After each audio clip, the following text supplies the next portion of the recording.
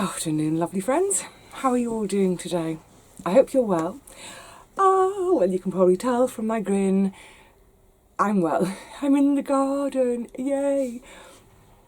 It's only a bit of a quickie visit today, but I haven't been here for 2 weeks. Crazy. I was wondering who that is walking down the path. Anyway, yeah, absolutely crazy.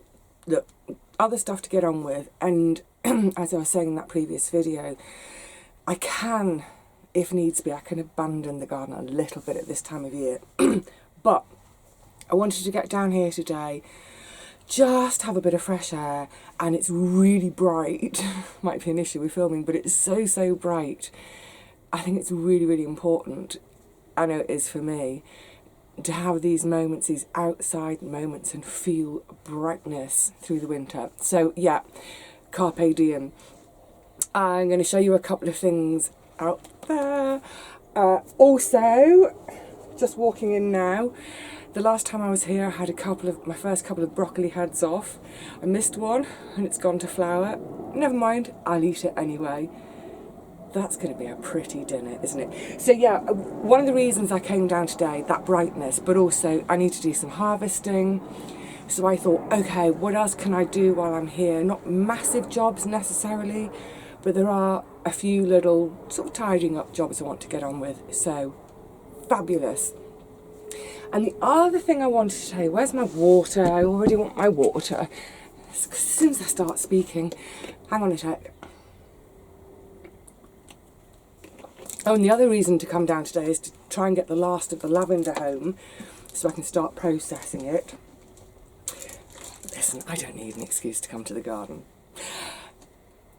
It's something I haven't mentioned because I think it must have been the last time I left the garden. No, it wasn't. The last time I was here was it was the Saturday after bonfire night was the Friday, but we were having our bonfire on the Saturday. That's going to be our last bonfire ever. We're not doing any more burning.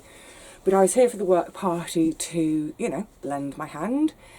And that day I did a load of mowing. So, yay! I've got mulch now for my purple sprouting broccoli bed. I won't tell you more. I'll show you. What I wanted to talk about, though, it must have been the visit before that, because it was a weekday and it was quiet. Just the most lovely, special encounter. And when moments like these happen in life, I just feel I'm so privileged to have been part of that little moment. I was leaving the garden, shutting the big gate behind me, locking up, and where one of the gates of my allotments, like there are 2 gates, but the one I use, it sort of tips out into a sweet little park we have here, and on 2 sides of the park there are the back gardens of big houses, like big posh villas, and they're huge gardens, these gardens that back onto the park. So lovely area. On this particular occasion I just finished locking up and a lady said to me, "Oh, is that where the allotments are?" So it's just like a little unmade lane, as in untarmacked. It's just a private little lane. And she had her car there. She said, "Is that the gardens? Is that the allotments?" And I said, "Yes." She said, "Oh, okay, great." Long and the short is, she was from a sort of fox rescue rehabilitation charity. And they had had a call from a member of the public a week previously about a young fox that had, if you go to the end of that unmade lane, it opens onto a main road, and this wee fox had been clipped by a car. A member of the public had called it in. Someone from the team came to collect the fox and take it back to their, sanctuary. They've got vets, all that kind of thing. And fortunately there were no broken bones, but this wee little fox, bit of soft tissue damage or bruising. So they looked after the fox for a week, painkillers, anti-inflammatories, a general health check, worming, anti-flea treatment, that sort of thing. And the day I saw the lady was she was there to release this lovely fox back to wherever she'd come from. And because of where they'd found her, they wondered if she'd come from either the allotments or somewhere, the park, the big houses with their big gardens. I mean, these gardens are so long, and most of them are pretty wild at the end that butts up to the park. So she was there with this fox to release. I didn't film it because I was just so in the moment, in this beautiful moment. So we chatted for a bit, and she's like, all right, this is the right place for us to release her. And I said, I'll be really quiet, I'll stand back, but do you mind if I watch? I'd love to see her. And she said, oh, you know, you're okay, you can come in and have a look. So she opened up the back of her car, and there was the crate, but it was covered with a little towel or, you know, whatever it was, keep the fox calm. So she lifted the crate out of the back of the car, still with the towel on, so I couldn't see the fox. She popped it on the ground. There's a kind of a little woody, not wood, but little tree overgrown sort of section there. So she popped the crate down there and opened the front of the crate. Anyway, the fox didn't want to come out. It was perfectly cosy. So she took the towel off to sort of, you know, encourage her out. Oh my goodness, she was beautiful. So beautiful. A sort of a pale orange, not that sort of bright cartoon fox orange. Just absolutely gorgeous. She looked so healthy, really bushy fur, bushy tail. She wasn't in any hurry, which was a delight for me because it meant I could really look at her. And anyway, after a while she decided, okay, I'm going to come out of this little crate, and she disappeared into the sort of brambles and undergrowth. And after she'd gone, I said to the lady, I said, you know, she looks really healthy. And she said, yeah, she's in great condition. She's young. She'll be absolutely fine. So we were stood chatting for a little bit, and then the little fox came out of the shrubbery and the scrubbery and the undergrowth, overgrowth, came out, went sort of around the corner into the park, and she said, she's picking up her scent. She's picking up where home is. So we both sort of poked our heads around the corner into the park to watch her. She sort of followed the fence line, which again, there's lots of trees around the edge of the park and shrubbery. Watched her, and then she went whoop under a fence into someone's back garden. So she found her home again. But how lovely in that brief moment. I mean, look, urban foxes in London, they are so common, and I'm not going to say they're tame, but they're not as fearful of humans as kind of they ought to be in a way. I don't mean be scared of humans, but what I mean is that wild animal thing. They're pretty casual and brazen, and quite often, you know, if there's, I'll see foxes. I used to have it in my old place before I had this one. In my back garden, the foxes would sunbathe on the shed roof. So if I was in the in the bathroom upstairs, I could look out of the bathroom window and see them, two of them sunbathing on my shed roof. It was really sweet. But what I'm trying to say is, so yes, we do see them a lot, and they don't necessarily run off straight away. But I'd never seen one so close up. I mean, I was just a couple of feet away from her. Absolutely beautiful. It was such a lovely moment. And I said to the lady, I said, wow, that's, you know, I'm really touched. I'm moved by that. She was a bit blasé. She obviously does it every day of the week. She went, yeah, okay, well, bye. Anyway, there we go. Yeah, I just wanted to tell you that because it just felt lovely. Right, let's get on. I'm going to show you a couple of things in the garden that have happened in my absence, and I'm going to crack into my day. It's all about doing a bit more tidying up today. Not so much of the plants in the gardens. Listen to me, like a royal. I have gardens. Not so much the plants in the garden, but stuff and kit. Yeah, let me show you what I want to show you. So this little happy site is one of the things I wanted to show you. Gosh, it's so bright today. Can we make things out? Let's get a bit closer in here. My broad beans have germinated. Yay. I haven't taken the tunnel off completely to show you. I'm delighted that now they look really pretty small and stumpy, but that's exactly how I want them. Oh, hello, mister. Have you missed me? I don't want to have a flash of your bum, Rusty. Yeah, I want them. This is exactly how I want to see them.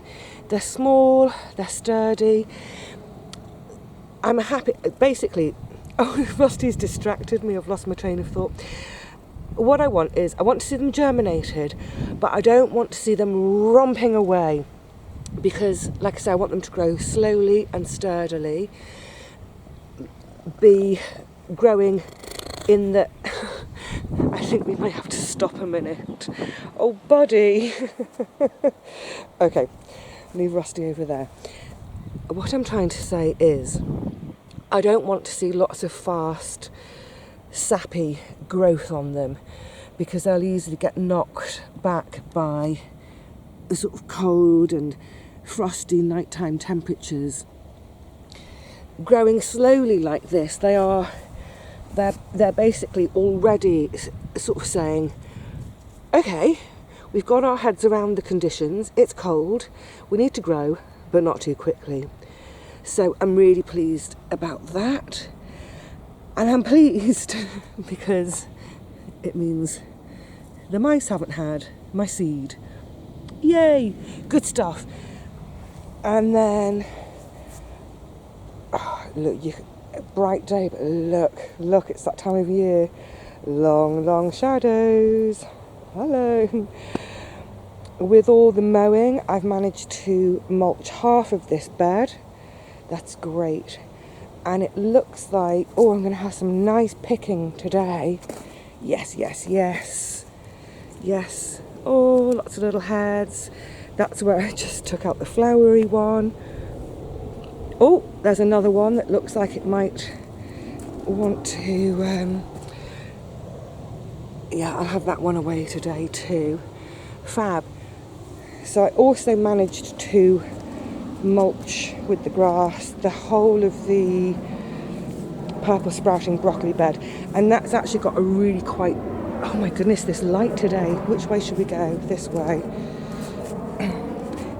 Really quite a deep layer of mulch under there.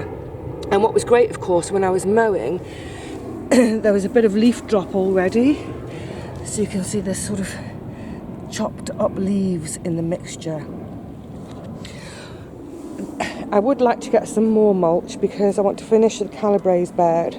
And where I've got the cabbages here, this whole bed was mulched about 3 months ago. Really thick layer of grass clippings, and they've completely disappeared.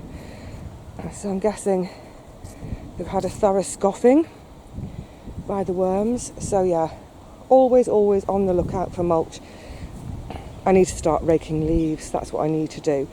But the other thing I wanted to show you, yes, now, isn't that a happy sight?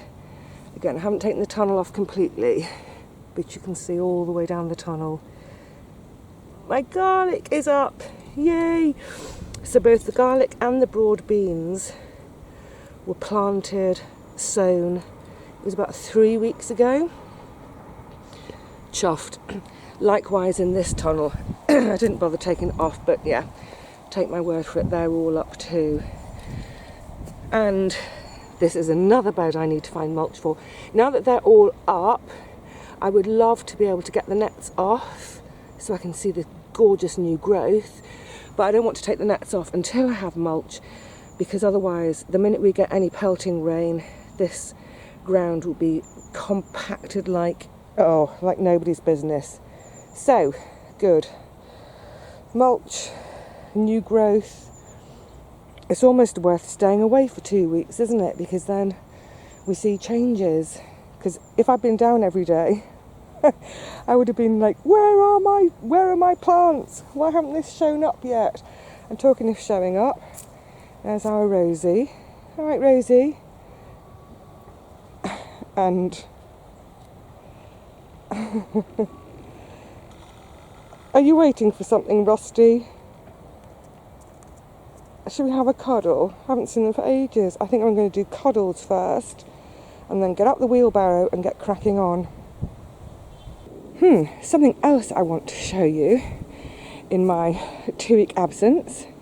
If you remember, a couple of weeks ago I was tidying up the herbs and bits and pieces, and I've got my pelargoniums in the cold frame to overwinter, and they were looking a bit raggedy, so I gave them all a bit of a dead head, dead leaves off, and topped them up.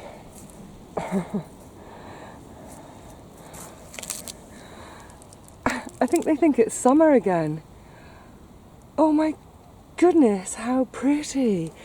Just going to open the top. I want to show you my favourite one. I love this one.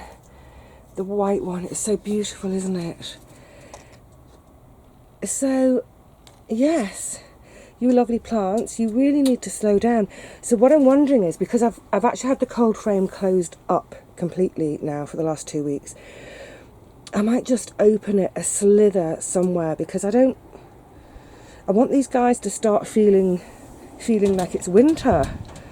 So yeah, I think what I'll do is, just down at the far end, I just leave it open just a crack down there, so that if on these bright sunny days they don't feel like it's summer and get going again. And I'm just looking, God, they're bone dry too. Yeah, I'll give them a bit of a water today, and then yeah, leave a couple of panes, well, one pane open just a crack. But oh so pretty, and not what I'm expecting to see at this time of year. Oh, you sweet things, sweet things.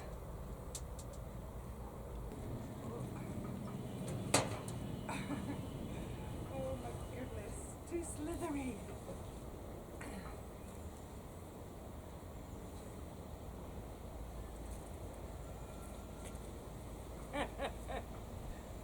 Oh, I'll go back and get that one.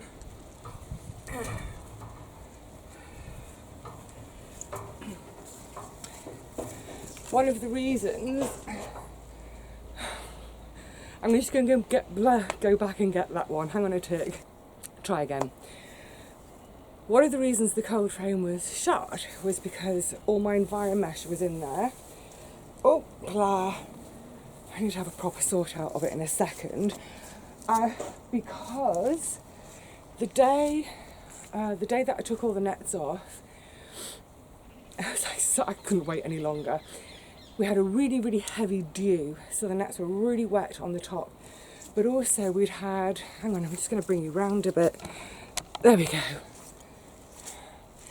We'd had loads of rain. So all the sort of the bottoms of the nets, where they're sort of curled up and pegged into the ground, they were really wet and muddy. And I don't want to be putting things away wet. You get that horrible stink come the spring when I get them out again. So into the cold frame they went, and there's just enough warmth in there with the sun on it to just dry them out. Fab. And it means they're out of the way until a day like today, when they're nice and dry and I can get them folded properly. These will now, it's like the world's biggest tutu on my garden table.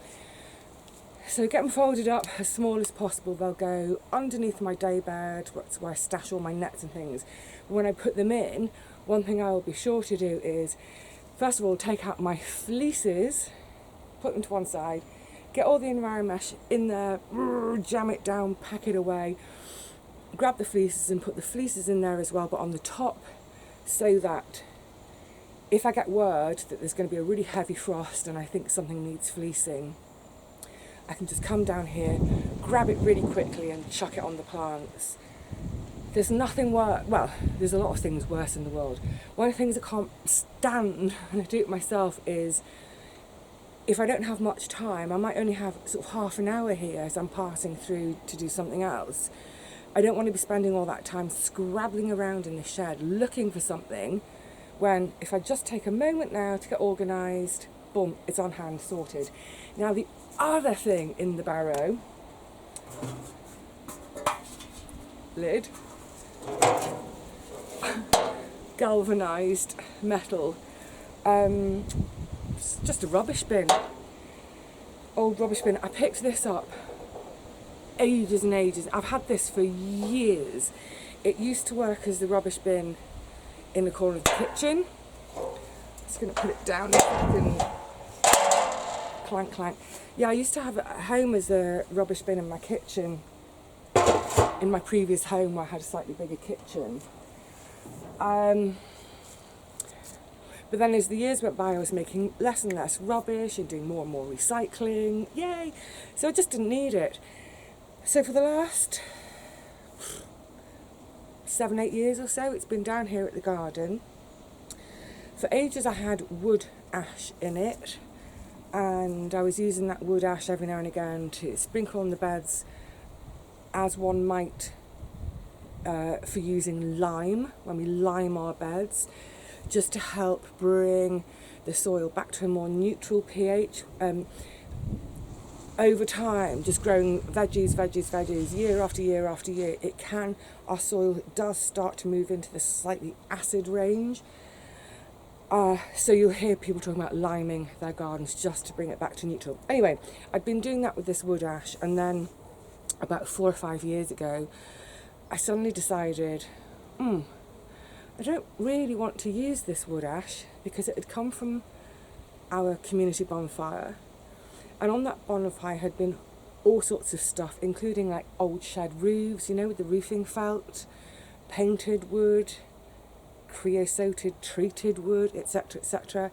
So the ash wasn't pure wood ash, it had all sorts else in it too. So I stopped using it. Got rid of the ash now. Now this, I need to get my drill out. I'm going to use it for something else that has been on my to-do list for ages. Everything is on my to-do list for ages, isn't it? So, firstly I'm going to get my enviromesh folded, tucked away nicely, fleece on top. Then we can start in on this lovely,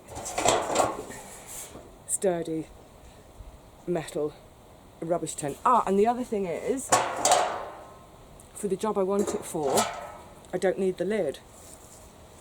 Obviously, I'm going to turn the lid upside down, put it somewhere in the garden, and that can be another little, I was going to say insect drinking station, but I should say it's an insect, cat, foxes drinking station, because I see them all there having a little lap up. So this isn't going to go to waste, it'll become a new drinking station.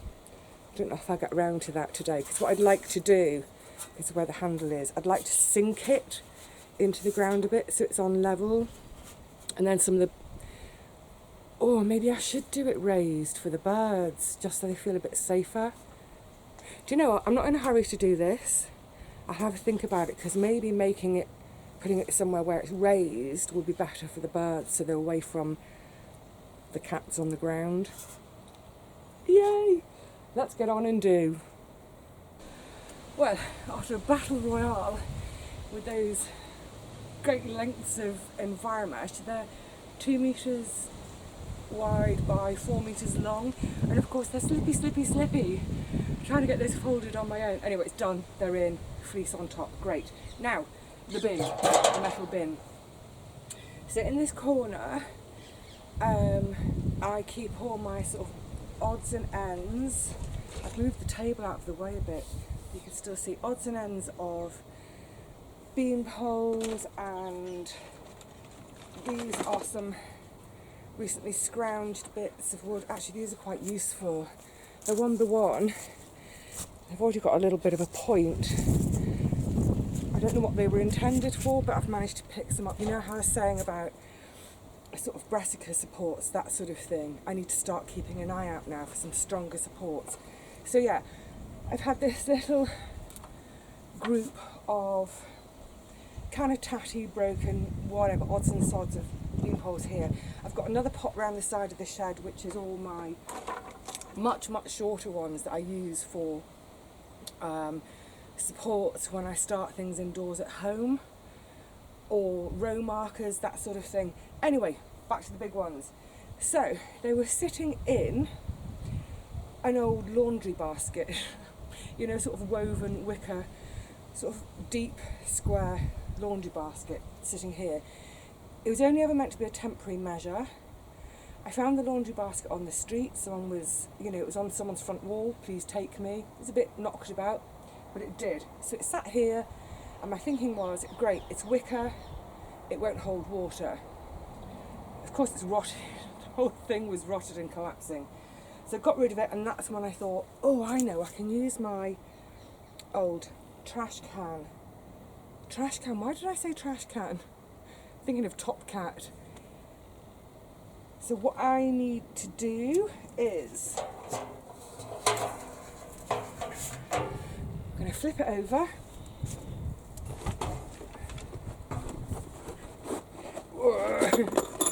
Yay, gonna be noisy.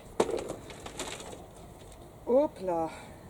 Actually, let's have you closer. I feel like I'm shouting to you over there. Yeah, I just want to whack a few holes in the bottom of it so that, what size holes? I think I'll go for the biggest one. So that it doesn't collect rainwater.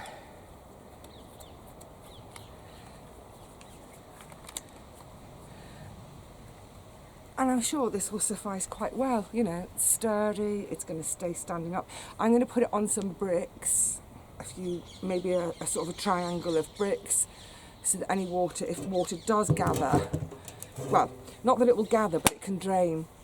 And then with all the sticks and holes, it's another it's been on my to-do list for ages. It's go through them. There are some really, really thin ones.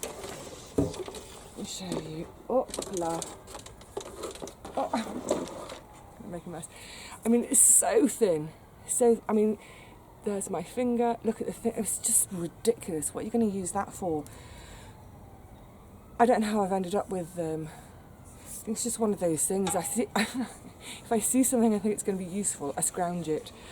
So I'm going to go through them all these thin ones like this. I'm going to cut down to maybe sort of a foot long, and they will add into my stock for supports for the small plants when they're coming on at home, because you know, over the years they snap, they rot, what have you. So I think I was a little bit short of short sticks at home.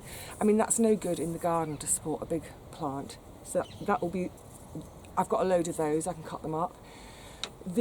Some of the bigger, they're going to go, looks like a game of pick-up sticks. The bigger bamboo ones, I mean, you can see they're gone, they're really brittle.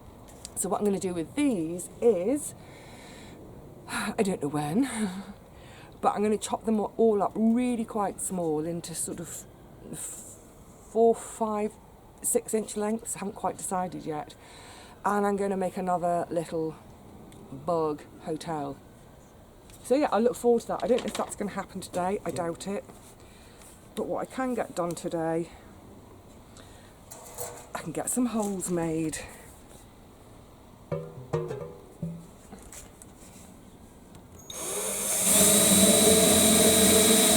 Have I got it on screw, reverse? What way am I on? Oh no, I'm on drill. Am I on reverse?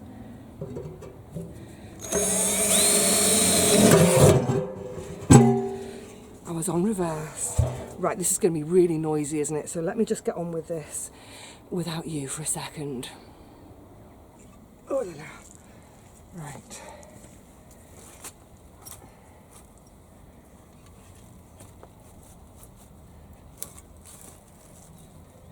Let's just see if that's...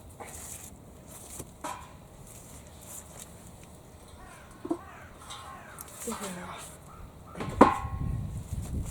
Just go a bit.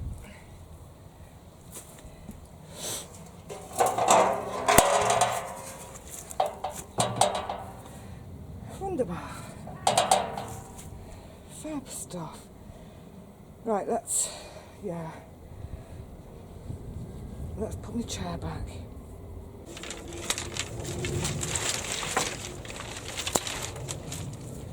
Wow, they are.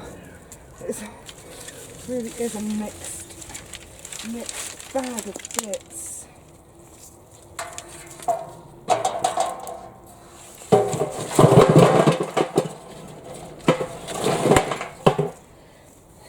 The other thing about doing it in this, obviously, much sturdier container, is it then when my neighbours want to paint their fence, to move it out of the way, just pick it up, unlike that basket, which last time they painted and I had to move it out of the way. It half collapsed at that point. Good. It's the littlest jobs, isn't it?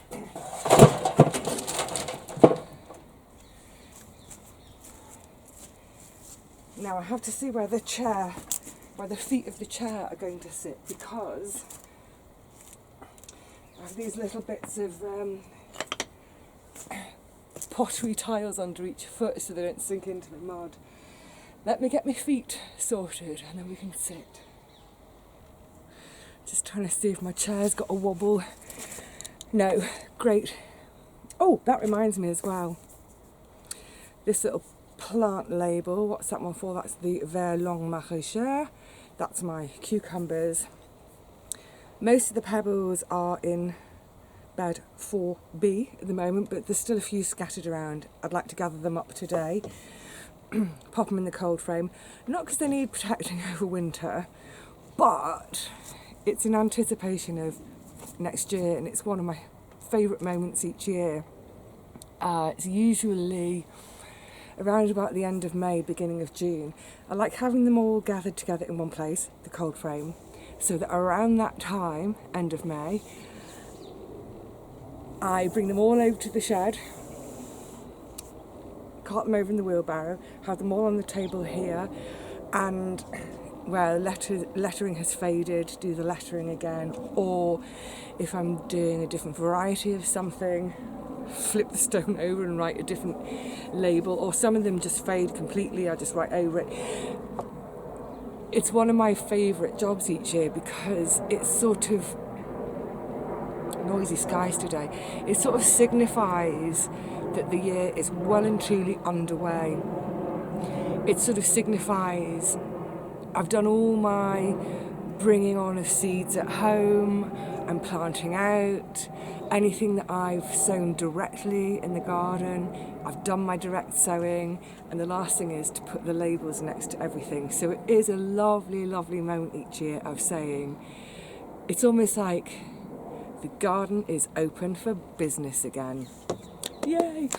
Right, what else today? I'm going to do a few more bits and pieces now. Probably I'm only going to be down here for another hour or so. Nothing major today.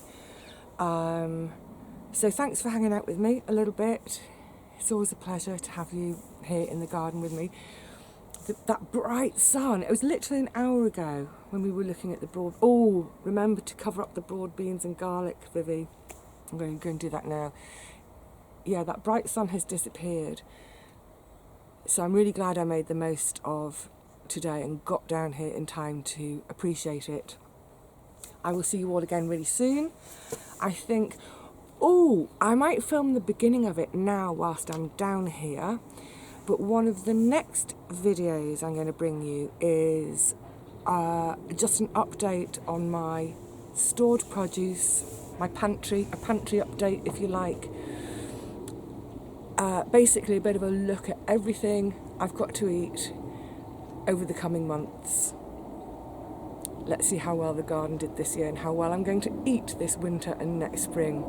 So yeah, that'll be coming soon, but right now I'm going to go and get those plants covered up and then film the beginning of my pantry update. See you then. Bye for now.